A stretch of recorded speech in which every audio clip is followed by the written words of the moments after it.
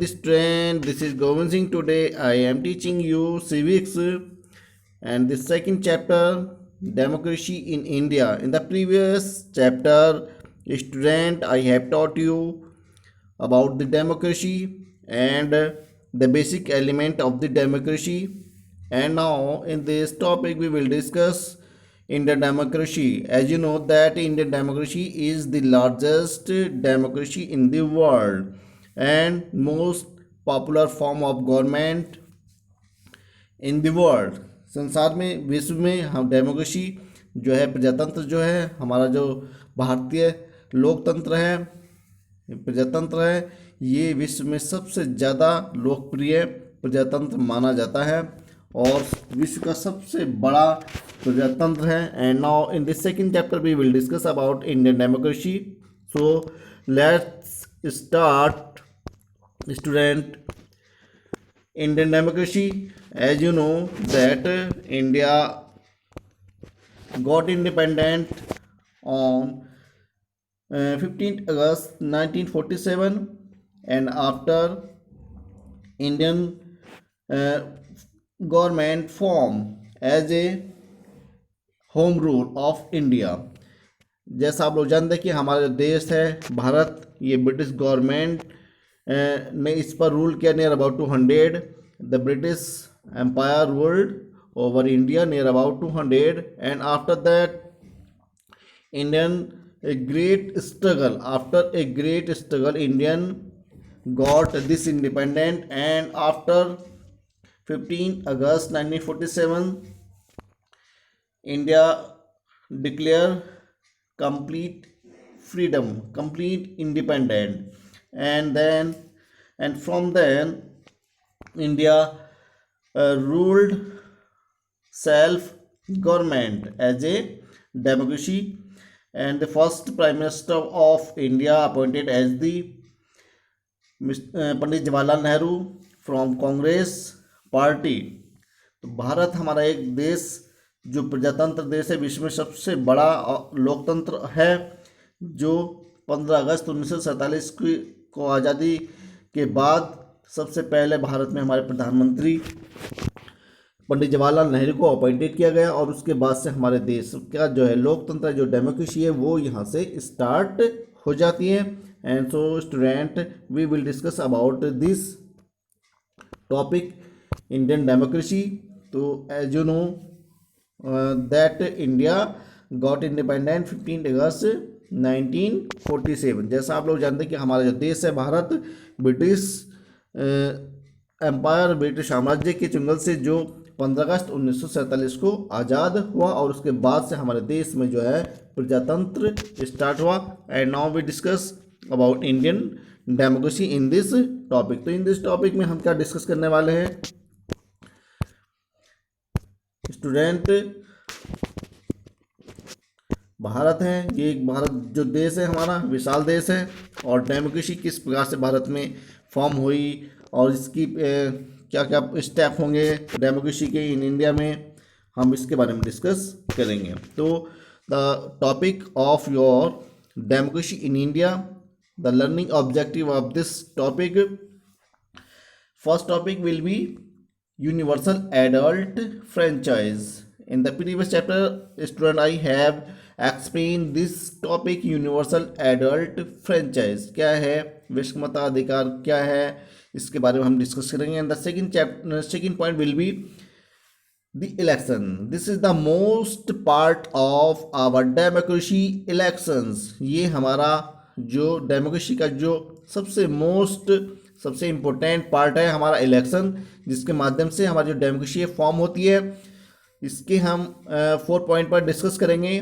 First होगा general election, and second election commission, and third secret ballot and majority. तो इसमें हमारे 4 major point होंगे इलेक्शंस के, इस पर हम डिस्कस करेंगे. And the third point candidate, and 4 political parties, and 5th function of political parties, and 6th point will be coalition government. हम इसके बारे में डिस्कस करेंगे. So student, let's start our first topic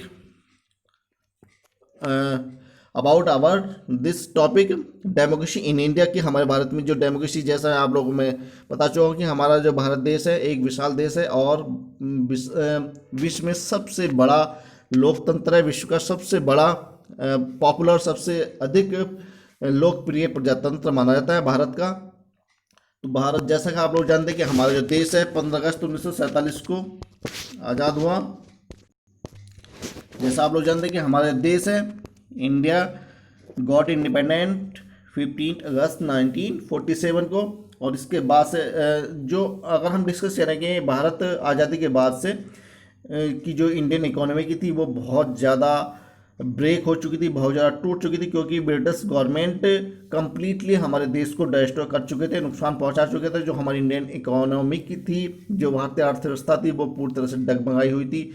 एक तरह से हमारा जो देश था वो बहुत बुरी कंडीशन के, बहुत बुरे दौर से गुजर रहा था। हमारा देश आज़ादी के जश्न को एक तरफ जो मना रहा था, वहीं हमारा देश बहुत सारी देश की जो इंटरनल्स जो प्रॉब्लम थी, समस्याएं थी, जैसे एक प्रकार से फैमिली में जो कभी कभी जो समस्याएं होती हैं, टूट जाता है, फैमिली टूटती है, उसके बाद उसकी जो समस्याएं होती हैं खड़ी होती हैं। तो ठीक उसी प्रकार से हमारा जो देश था ये भी बहुत सारी समस्याओं का सामना कर रहा था। गरीबी is the major challenge for the Indian dependent government. So after independent India saw a new era in the history of India from being a colony of the British Empire। जैसा आप लोगों को मैं बता चुका हूँ कि भारत ब्रिटिश साम्राज्य के चंगुल से जैसे ही आज़ाद हुआ और भारत ने एक नए सुनहरे युग का भारतीय इतिहास का शुरुआत किया, जिसको हम इंडियन डेमोक्रेसी कहते हैं, भारतीय प्रजातंत्र कहते हैं। India emerge as a republic and chose a have democratic form of government. इस प्रकार से जब भारत आज़ाद हुआ तब भारत एक गण राज्य घोषित हुआ और इस प्रकार से भारत ने जो है डेमोक्रेटिक फॉर्म ऑफ गवर्नमेंट को अपनाया, यानी कि प्रजातंत्र की सरकार को अपनाया, जो विश्व में सबसे ज़्यादा पॉपुलर मानी जाती है, जिसमें हमारे जो सिटीजन होते हैं उनको पूर्ण राइट, कंप्लीट राइट प्रोवाइड करता है, जिसमें जनता की सरकार होती है। It was to be the largest democracy of the world with millions of people who had dreams of their country to be the best in the world. जैसा कि विश्व में सभी जो देश हैं डेमोक्रेसी के स्वप्न देखते हैं, ठीक उसी प्रकार से भारत ने भी एक लार्जेस्ट डेमोक्रेसी के रूप में अपना जो स्वप्न देखा था वो साकार हुआ और इसी प्रकार से हमारा देश है आगे बढ़ता गया, country to be the best in the world. और इस प्रकार से संसार में जो देश होते हैं सबसे जो बेस्ट फॉर्म ऑफ गवर्नमेंट है डेमोक्रेसी की। Before we go on the aspect of the formation of government and its functioning we shall first see the various terms of their meaning and then see how things work in the democracy. हम government को बनाने से पहले से जो भी हम aspect रखते हैं, जो अपनी आशाएं रखती हैं, उन गवर्नमेंट के जो कार्य होते हैं, फर्स्टली वी सी देखते हैं कि various terms of their meaning, इसके जो बहुत सारे जो टर्म्स हैं, मीनिंग हैं, अर्थ हैं, एंड देन सी, और तब हम देखते हैं कि how things work in democracy, की जो प्रजातंत्र में हमारे प्रकार किस प्रकार से कार्य करती है, किस प्रकार से फंक्शन करती है, किस प्रकार से अपने देश के लोगों को जो है ये राइट प्रोवाइड कराती है। तो हमारी जो मेन जो हमारे डेमोक्रेसी की जो करैक्टरिस्टिक्स है उसके बारे में हम डिस्कस करेंगे। Universal adult franchise. In the previous chapter student I have taught about universal adult franchise. क्या होती है कि एडल्ट फ्रेंचाइज जो यूनिवर्सल का मतलब होता है वयस्क मताधिकार। इसका अर्थ जो होता है वयस्क मताधिकार, अर्थात जो व्यक्ति जो 18 वर्ष की आयु को गेट कर लेता है उसको यूनिवर्सल एडल्ट फ्रेंचाइज में ऐड कर ले जाता है, जोड़ ले जाता है। This is the article 326 of the constitution of Indian provide universal adult franchise, अर्थात ये हमारा जो आर्टिकल है 326 ऑफ द कॉन्स्टिट्यूशन भारतीय संविधान जो हमारे यूनिवर्सल एडल्ट फ्रेंचाइज को प्रदान करता है हमारे देश के नागरिकों को। इसके अंतर्गत voting age has now come down from 21 to 18। जो फर्स्टली हमारे जो देश में जो वोटिंग एज डिक्लेयर की गई थी वो 21 थी, लेकिन आफ्टर सम ईयर्स, लेकिन कुछ वर्ष ही बाद इसको रिड्यूस किया गया और ये जो fix at the present time जो एज रखी गई वो 18 ईयर्स रखी गई। इस प्रकार से ये हमारे जो व्यक्ति 18 वर्ष की आयु गेट कर लेता है उसको हम यूनिवर्सल एडल्ट फ्रेंचाइज में ऐड कर लेते हैं, अर्थात उसको वयस्क मताधिकार प्रोवाइड कर दिया जाता है। Anybody who has completed 18 years of age irrespective of his caste, creed, sex or religion is eligible to vote in general election। इस प्रकार से जो भी देश का नागरिक है, चाहे वह किसी जाति से हो, किसी भी धर्म से हो, किसी भी रंग से हो, किसी भी कंडीशन से हो, वह जनरल इलेक्शन में वोटिंग करने का राइट प्रोवाइड कर लेता है, वो वोट करने के योग्य हो जाता है। तो this is the universal adult franchise. This is one of the most revolutionary aspect of Indian democracy. ये हमारे बड़े संघर्ष के बाद, ये क्रांतियों के बाद जो इंडियन डेमोक्रेसी ने जो एक्सपेक्ट की थी, आशा की थी, वही कहलाती, वही मिलती है सबसे मोस्ट रिवोल्यूशनरी इसके बाद। And we discuss in detail about your topic universal adult franchise. तो in simple terms the word universal refer to all citizens. जो हमारे यूनिवर्सल का जो अर्थ है, जो इसको रेफर करता है सिटीजन को। And adult means age of adulthood, अर्थात एडल्ट का अर्थ होता है वयस्क, जिसका मतलब होता है एक वयस्क की आयु, एक age. And franchise means vote, और फ्रेंचाइज का अर्थ होता है वोट अर्थात मत। इसका अर्थ हुआ इस प्रकार से वयस्क मताधिकार, वयस्क मताधिकार। This is it means that all adult of the country have the right to vote and elect their irrespectively in the government. इस प्रकार से जो व्यक्ति देश का नागरिक है, उसको जिसने 18 वर्ष की आयु गेट कर ली है, वह वोट करने का राइट रखता है और इस प्रकार से अपने देश की गवर्नमेंट को रेस्पेक्टिवली फॉर्म करने में, इलेक्ट करने में हेल्प करता है। इस प्रकार से इलेक्ट करने में जो है अपने देश की गवर्नमेंट को फॉर्म करते हैं, बनाते हैं।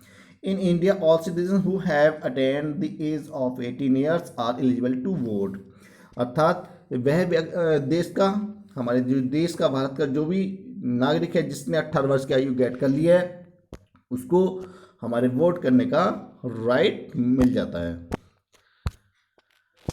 And now we discuss the second या next point general election. Election के बारे में हम डिस्कस करेंगे। जैसे मैंने कहा, हमारा जो सेकंड पॉइंट है इलेक्शन, तो इलेक्शन का हमारा जो फर्स्ट पॉइंट है जनरल इलेक्शन। तो जनरल इलेक्शन के बारे में हम डिस्कस करेंगे। जनरल इलेक्शन हमारे कैसे होते हैं, सामान्य चुनाव कैसे होते हैं, ये एक क्या प्रोसीजर है इसका, किस प्रकार से हमारे जो देश की गवर्नमेंट है फॉर्म की जाती है।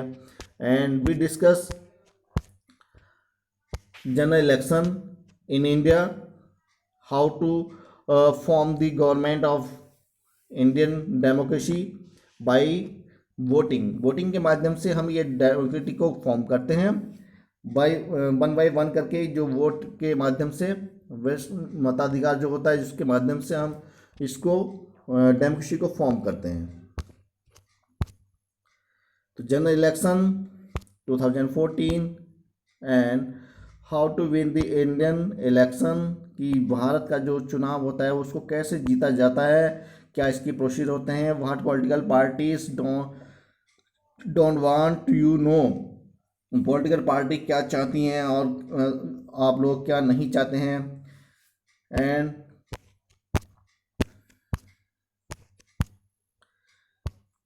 किस प्रकार से भारत में इलेक्शन हेल्ड किए जाते हैं, आयोजित किए जाते हैं, कौन इसको आयोजित कराता है। तो this is the procedure of our election in India by voting. Voting के द्वारा माध्यम से हम जो है इलेक्शन हेल्ड कराते हैं, इलेक्शन कमीशन इसको हेल्ड कराता है। और एवरी आफ्टर 5 ईयर्स बाद जो है हमारे देश में इस प्रकार से हमारी जो नई सरकार को इलेक्ट किया जाता है, चुना जाता है हमारे पीपल के द्वारा, जनता के द्वारा। इस प्रकार से हम अपने देश की गवर्नमेंट को फॉर्म को इलेक्ट करते हैं बाय दी वोटिंग के माध्यम से।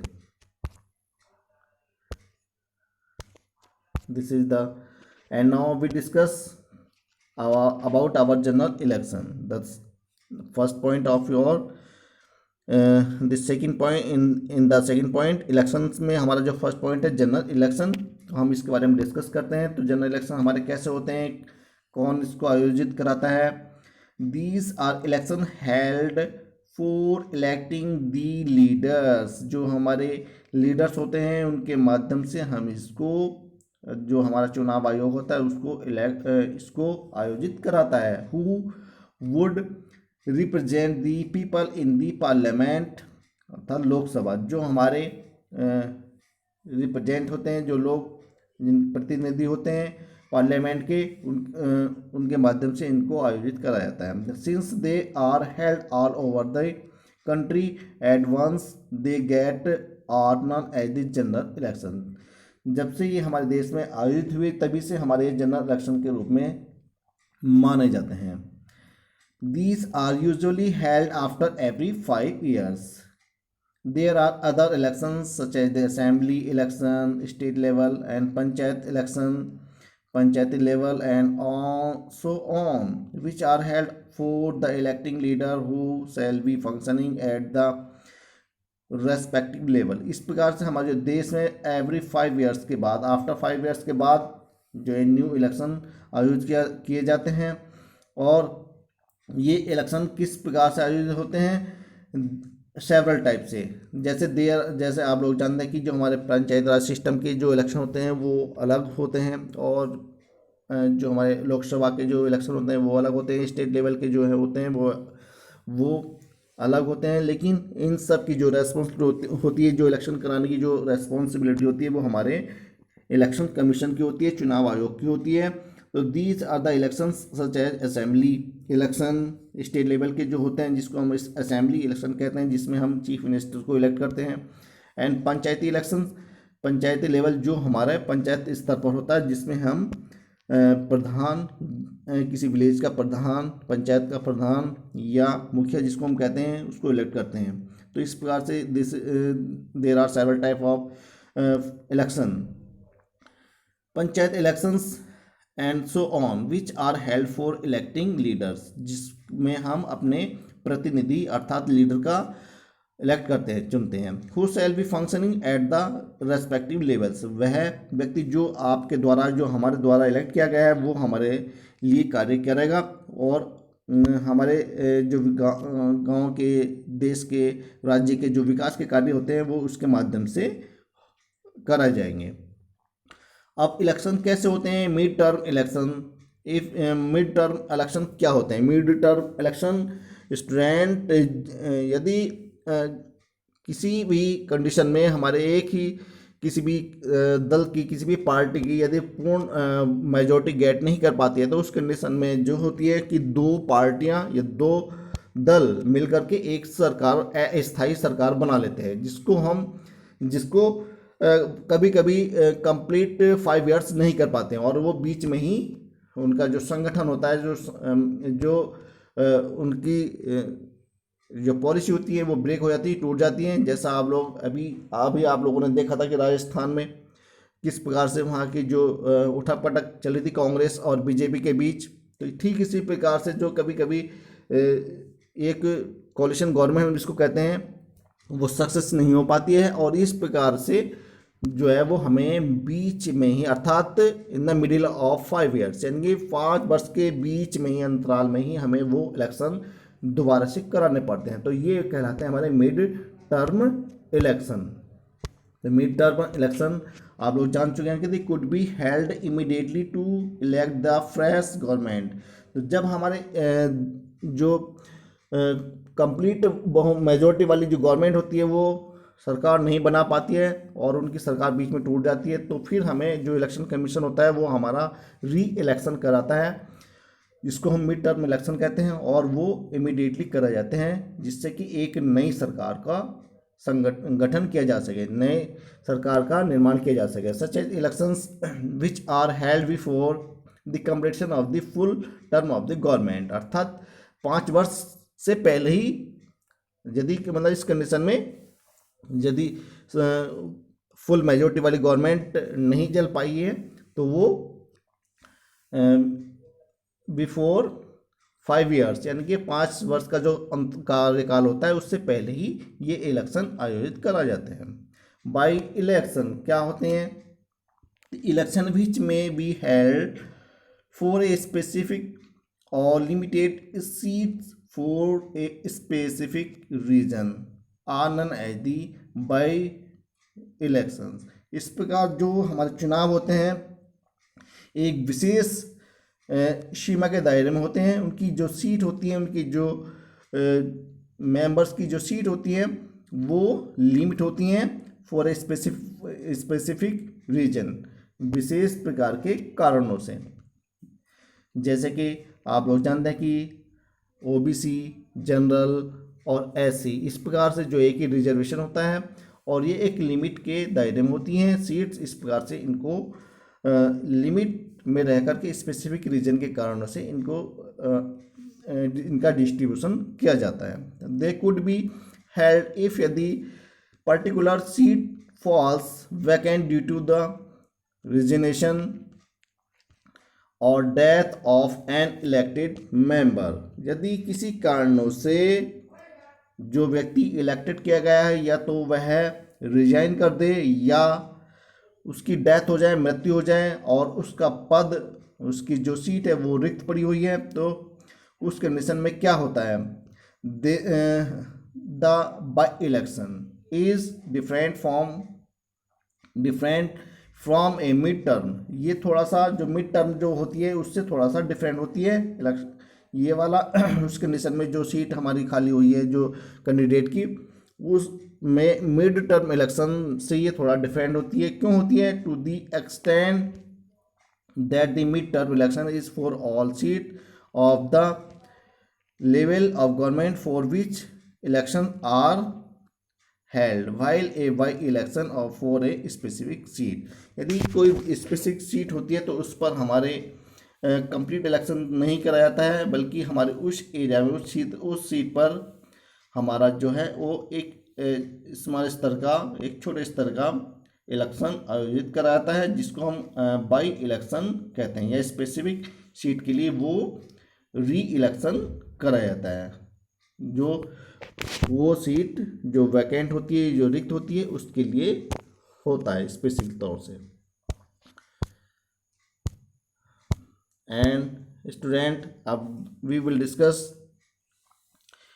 About our election commission. तो हमारा इलेक्शन कमीशन क्या होता है? This is the responsibility of our election commission to held the election in the country. जो हमारे देश है इसमें जो कंप्लीट जो इलेक्शन कराए जाते हैं, जो कंप्लीट चुनाव कराए जाते हैं, ये रेस्पॉन्सिबिलिटी हमारे इलेक्शन कमीशन की होती है, निर्वाचन आयोग की होती है, जो हमारे देश में चाहे वो बड़े स्तर के इलेक्शन हो, छोटे स्तर के इलेक्शन हो, इनका डिस्ट्रीब्यूशन करने के बाद इनको आयोजित कराती है।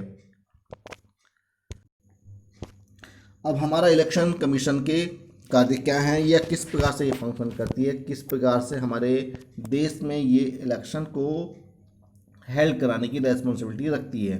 तो election commission is the head of the country election to elect election in the country, whole country. जो पूरे देश में इलेक्शन आयोजित कराती है, ये ही सबसे बड़ा हेड होता है इलेक्शन कमीशन, जो पूरे देश में इलेक्शन आयोजित कराता है। तो election are organised by the election commission which is a statutory body, जो कि एक कानूनी संगठन है, ये कानूनी बॉडी है जो हमारे इलेक्शन को आयोजित कराता है। तो this means that the functioning of the election commission can not be interfered with by the government in power. अर्थात इलेक्शन कमीशन के पास ऐसी पावर होती हैं, शक्तियाँ होती हैं, जिसमें हमारी जो गवर्नमेंट होती है या गवर्नमेंट का कोई भी कर्मचारी या कोई भी व्यक्ति उसमें हस्तक्षेप नहीं कर सकता है। केवल इलेक्शन कमीशन ही अपने माध्यम से इलेक्शन कराएगा। उसमें कोई भी देश का नागरिक, कोई भी पावरफुल व्यक्ति, चाहे वो प्रेसिडेंट हो, चाहे प्राइम मिनिस्टर हो, anybody, the person of government, जो भी व्यक्ति हो, वो हमारे इलेक्शन कमीशन के जो डिसीजन होते हैं उसमें वो इंटरफेयर नहीं कर सकता है, हस्तक्षेप नहीं कर सकता। तो all responsibility in the hand of election commission, no other can interfere in the election commission. The functioning of election commissions in the conduct election is given below. इसके जो हमारे इलेक्शन कमीशन के जो कार्य होते हैं, जो किस प्रकार से इलेक्शन कराती है, उसके जो फंक्शन है वो हमारे गिवन नीचे दिए गए हैं below. The election commission is responsible to announce the schedule of election. जो इलेक्शन कमीशन होता है हमारे इलेक्शन की जो तिथि होती है, तारीख होती है, वो तय करता है। उसकी जिम्मेदारी होती है कि वो किस प्रकार के कब और इलेक्शन कराने हैं, उनको शेड्यूल करता है इलेक्शन को। ये फर्स्ट इसकी रेस्पॉन्सिबिलिटी होती है, ये इसका सबसे पहला कार्य होता है। And second, it gives out this schedule for filling nomination paper by the candidate and is responsible to the scrutinize their application form for the correctness। इस प्रकार से जो हमारा इलेक्शन कमीशन होता है उसका दूसरा जो कार्य होता है, क्योंकि इसके बिना हमारा इलेक्शन नहीं होता। कैंडिडेट की जो नॉमिनेशन जो कराई जाती है, कैंडिडेट के जो फॉर्म भराया जाता है, जिसके पर्चा जिसको हम कहते हैं, उसके माध्यम से एप्लीकेशन फॉर्म भरा जाता है, जिससे कैंडिडेट को इन द इलेक्शन में खड़ा होने के लिए, इलेक्शन में इलेक्ट करने के लिए ये पहल होती है।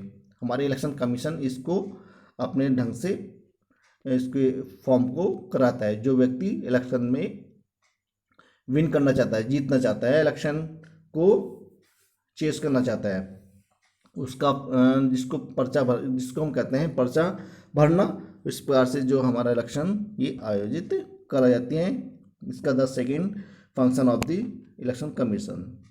And third, the commission spells out a date for the withdraw of candidature also. इस प्रकार जब हमारा जो कैंडिडेट होते हैं, जो पर्चा भरते हैं, उसके बाद अपना जो नाम वापसी इसको कहा जाता है, उसका जो नाम है वो इलेक्शन कमीशन ने उसको इलेक्ट कर लिया, चुन लिया है, और वह इलेक्शन में खड़ा होने के योग्य है और उसको नाम वापसी कहा जाता है। इस प्रकार से ये फंक्शन आयोजित कराता है। People who wish to contest the election file, वह व्यक्ति जो व्यक्ति इलेक्शन में खड़ा होने की इच्छा रखता है वह ये फॉर्म भर सकता है।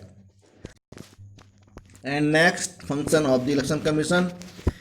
Election commission provide a symbols और allotted to the candidate depending on their political affiliation और independent status। इस प्रकार से जो है इलेक्शन कमीशन होता है, जो नाम वापसी पर उन्हें एक चिन्ह प्रदान किया जाता है, जिसके माध्यम से कैंडिडेट इलेक्शन में फाइट करता है, जिससे वो उस सिंबल के माध्यम से अपने आप को जिताने के लिए इलेक्शन में अपने भरसक प्रयास करता है, जिसको हम सिंबल कहते हैं। अलॉट किया जाता है, एक चुनाव चिन्ह प्रदान कर दिया जाता है, जिसके माध्यम से वह कैंडिडेट इलेक्शन लड़ता है। And next,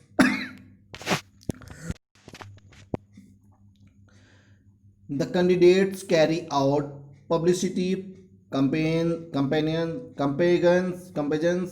to the convey to the people called the electorate about the policies and agendas they would adopt if the elected। तो इस प्रकार से जो कैंडिडेट होते हैं उनको पब्लिसिटी करने का एक टाइम पीरियड दिया जाता है, जिसको हम इलेक्शन चुनाव प्रचार कहते हैं। Campaigns of convey to the people, इस प्रकार से डोर टू डोर जाकर वो इलेक्शन के लिए अपने चुनाव चिन्ह को जिताने के लिए, अपने आप को जिताने के लिए वो डोर टू डोर जाकर के पीपल से रिक्वेस्ट करते हैं फॉर वोटिंग, और इस प्रकार से लोगों से भी अपनी पॉलिसीज़ के बारे में, अपने एजेंडाज के बारे में वो बताते हैं कि वो देश के लिए, अपनी जनता के लिए क्या करेंगे। तो इस प्रकार से वो कैंडिडेट डोर टू डोर जा करके अपने एजेंडाज, अपनी पॉलिसी को बताता है, और इस प्रकार से जो इलेक्ट होने के लिए उसकी जो योग्यताएं होती हैं वो अपनी लोगों से बताता है, जिससे कि वो इलेक्शन में अपना आप को फाइट कर सके। The election commission is responsible to the oversee that unfair means are not adopted by the candidate to woo the voters. इस प्रकार जो इलेक्शन कमीशन होता है, एक इसकी ये भी जिम्मेदारी होती है कि इलेक्शन को कम्प्लीटली फ्री एंड फेयर कराए, यानी कि साफ सुथरा कराए। कोई भी कैंडिडेट किसी भी वोटर को अपने तरीके से उसको रिझाने के लिए वो दुरुपयोग, कोई गलत रास्ता ना अपनाए। The next point, election commission The election commission is responsible to ensure that the list of voters is prepared in the time. इसके अलावा जो हमारे वोटर्स होते हैं, जो हमारे मताधिकार रखने वाले जो पीपल होते हैं, उनकी जो वोटिंग की जो लिस्ट होती है, ये इलेक्शन कमीशन की रेस्पॉन्सिबिलिटी होती है कि वो उस वोटिंग लिस्ट को प्रिपेयर टाइम से कराए, और वोटिंग के टाइम में वो जो वोटिंग लिस्ट का इस्तेमाल किया जाता है।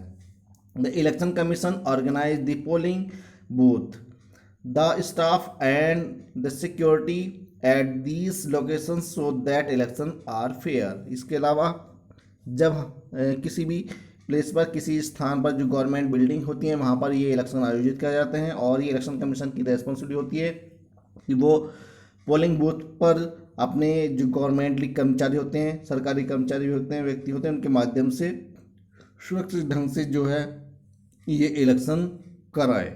And next point, election commissions ensure that the ballot paper or voting machine are functioning and available at the booth.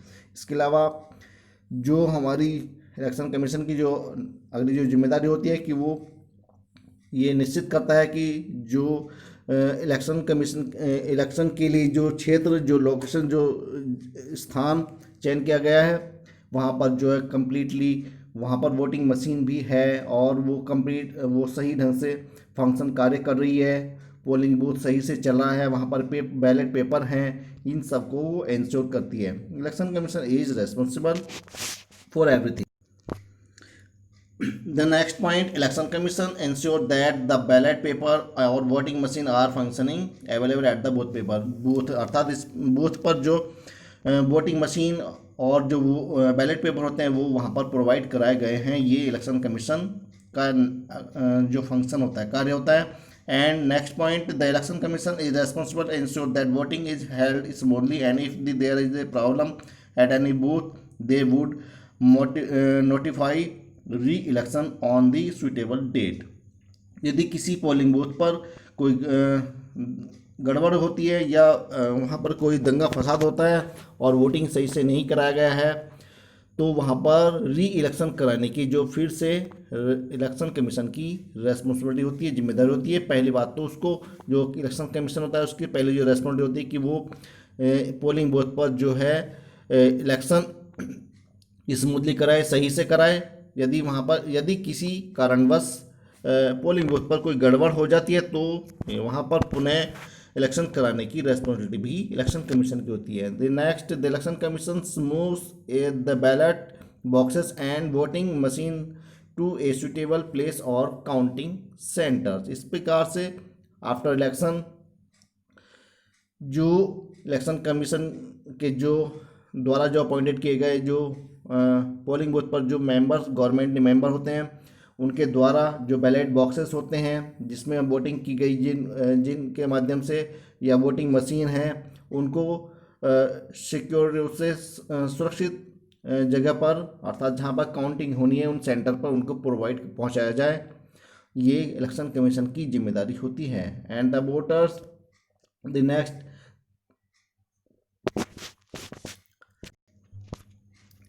the voters are counted votes are counted in the presence of the representative of the candidate or political parties। इसके अलावा जब हमारे voting की counting शुरू होती है तो counting हमारे जो इलेक्शन में जो कैंडिडेट खड़े होते हैं उनके समक्ष और जो पॉलिटिकल पार्टी होती हैं उनके समक्ष ये काउंटिंग शुरू की जाती है and then resulted are declare after many rounds of checking the accuracy of the count. इस प्रकार वोटिंग की सही ढंग से काउंट करने के बाद ही कैंडिडेट का जो नाम होता है, जो विनिंग कर रहा होता है, उसका नाम डिक्लेयर किया जाता है।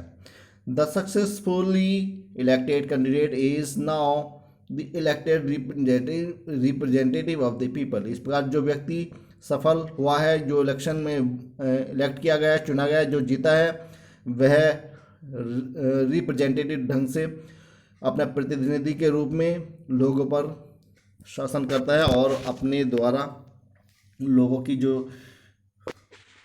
इश्यूज होते हैं उनको सॉल्व करता है, उनके द्वारा उन पर लीड करता है। Eligible for joining the commission. Thank you and have a nice day. In the next video we will discuss about our secret ballot and majority and candidate and political parties, function of the political parties, etc. Thank you and have a nice